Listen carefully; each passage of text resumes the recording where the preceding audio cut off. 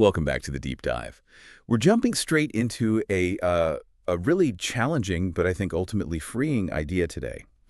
What if the leadership crisis of our time isn't a simple lack of courage or even, a lack of vision, but rather this deeply ingrained and frankly dangerous habit of separating the two? I mean, think about the leaders you see every day in business, your community, wherever. We tend to celebrate them in these two different camps. On one side, you've got the bold ones, applauded for, speaking truth to power. That's the roar. And on the other, you have the visionaries, the ones who can cast a compelling vision.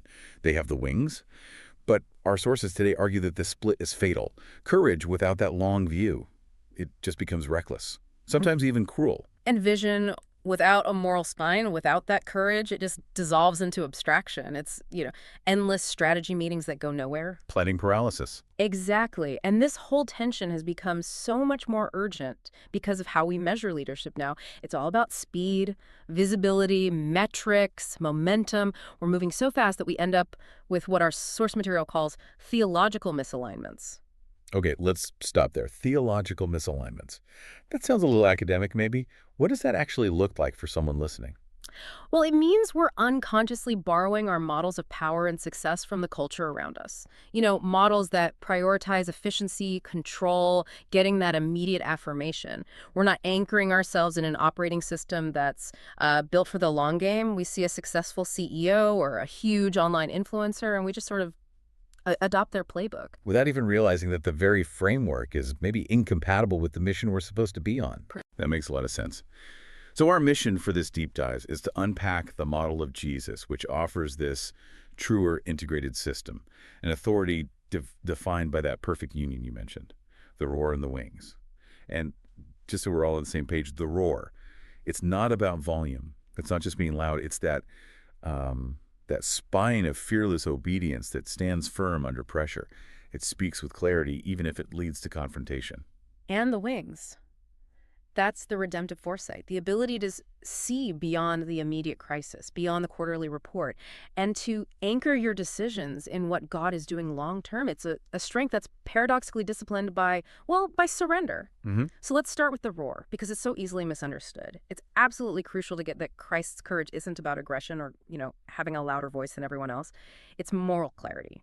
And that clarity is expressed through an unyielding obedience to the Father. And, our source material really hammers this point. Biblical courage is not the absence of fear. That's a huge misconception. Courage is the refusal to let fear run the show, to let it be the governing authority in your decision-making. That roar, that authority, it's rooted completely in submission. And if the roar isn't about volume, then it has to be about location, right? Yeah. Where Jesus chooses to plant that authority, even when it's just so uncomfortable. I think that moment in his hometown, Nazareth, in Luke 4, it just nails it. I mean, remember, this was not hostile territory for him. Not at all. It was home. Yeah, these were his neighbors, people who watched him grow up. The text says they marveled at the gracious words. It was probably the safest, most supportive room he could possibly have chosen. So a calculated leader, a strategic leader, would have just delivered a soft message. Secure the hometown base first. But he chose clarity over compromise. He immediately saw their sense of entitlement coming, that whole physician heal yourself attitude. Yes. And he deliberately exposed their assumption. It's a really dangerous one. That just being close to God guarantees you his favor. Or that your heritage can substitute for, active faithfulness. This is that institutional entitlement that you see everywhere today. And this is where the roar gets really confrontational. To shatter that entitlement, he brings up these Gentile examples from their own prophets. He points out that Elijah was sent to the widow in Zarephath, a Gentile, not a Jewish family. And that Elisha cleansed Naaman, a Syrian commander. Why was that the most offensive thing he could have possibly said? Because he was attacking the idea that their institutional identity, their heritage, their, physical location near the temple gave them some kind of special pass. He was basically telling them God's grace moves where faith responds, not where religious entitlement just sits back and expects it. And the result, it wasn't a standing ovation. It was immediate, violent outrage. The crowd drives him out of town. They're trying to throw him off a cliff. And what Jesus shows there is a core leadership principle that just implanes.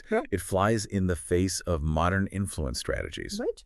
Authority flows from fidelity, from faithfulness. Mhm. Not from approval, not from popularity, and definitely not from frantic damage control. That's the key takeaway. Courage that's rooted in obedience. That Yes. becomes prophetic authority. It Yeah. allows you to speak truth to systems, to institutions, even to things that you personally benefit from. Right. But courage that's divorced from that obedience, it just becomes, well, self-expression. Just noise. Just noise, often driven by ego or resentment or a need for spectacle, and it burns out so fast. Okay, so if the roar is about our actions in the present, the wings are about the scope, the endurance, the target of our vision. This foresight is sustained by something you mentioned earlier, eschatological confidence. That does sound like a massive academic phrase. It does, but all it really means is trusting in what God is doing beyond what you can see right now. Right. It's anchoring your decisions today in the certainty of God's ultimate future. It's the refusal to be rushed. Exactly. To not let the anxiety of the moment dictate your strategy. And this long-term vision is precisely why Jesus was able to resist the temptation of shortcuts.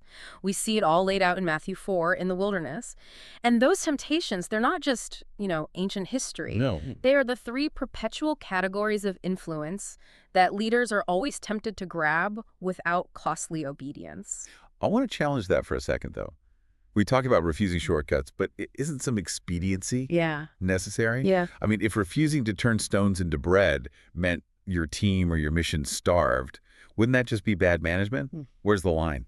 That's a brilliant question. And it all hinges on the source of your authority. The temptation wasn't just about feeding people. Jesus does that later with the 5,000. The temptation was to use divine power to bypass the cost of the Father's plan.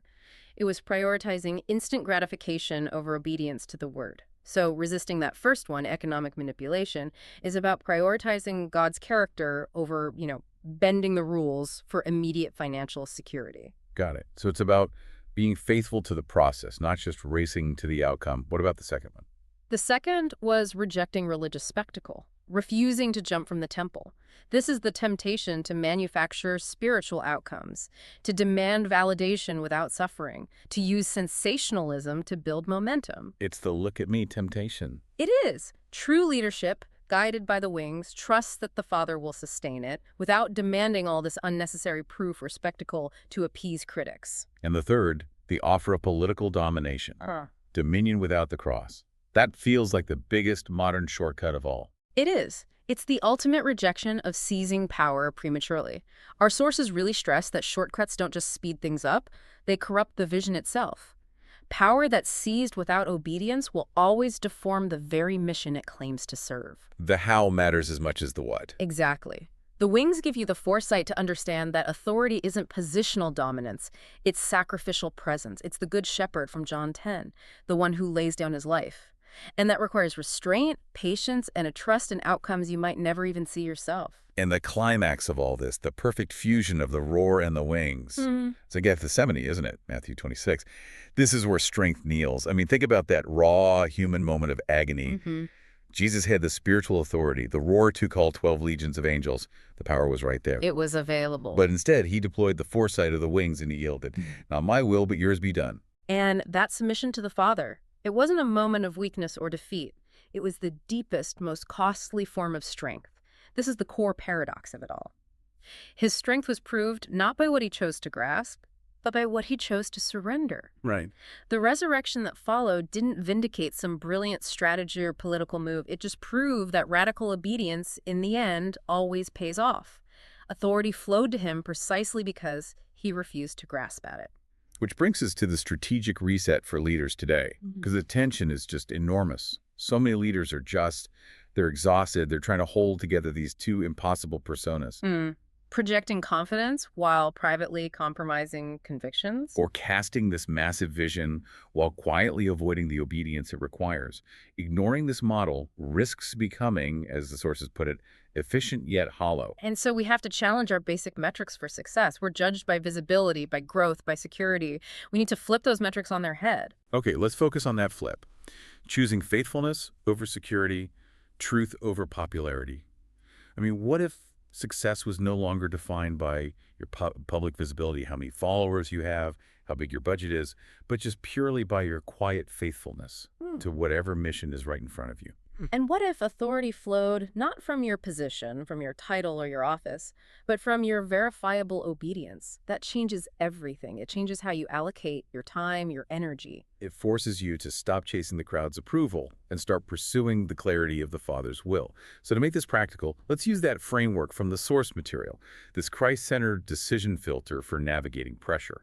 This is kind of the structure the wings provide for the roar. Exactly. When you're faced with a tough decision, one that requires moral clarity or a long-term sacrifice, you can run it through these three filters. First, you ask the theological grounding question. Does this decision actually align with the Father's will as we see it in Scripture? That's the anchor for the roar. Which means checking your move against timeless truth, not just, the latest trend. But the hardest part is often just recognizing the temptation in the first place. That leads to the second filter, the exposing fear question. Am I avoiding obedience? Am I softening the roar to protect my position, my reputation, my comfort? This one is so crucial because it exposes fear that's disguising itself as wisdom or strategy or even kindness. Hmm. If your desire to keep your influence is overriding your mandate to be faithful, you're already compromised. You are. And finally, the toughest one, the test of fidelity. You have to ask, would I still choose this path if it led to being misunderstood, if it meant a loss of influence or a financial cost? You see, obedience that depends on a guaranteed positive outcome isn't really fidelity. It's just a self-interested calculation. It's a transaction. It is. The wings require us to trust God with the potential fallout of our obedience. Leadership that's rooted in this kind of integrity. It gains a moral clarity, a spiritual resilience, and an authority that doesn't depend on control. It's a paradoxical freedom, isn't it? The courage to act boldly and the vision to endure faithfully. It's the strategic reset that moves us away from just imitating the culture and towards something far more enduring, far more powerful. So we come back to where we started.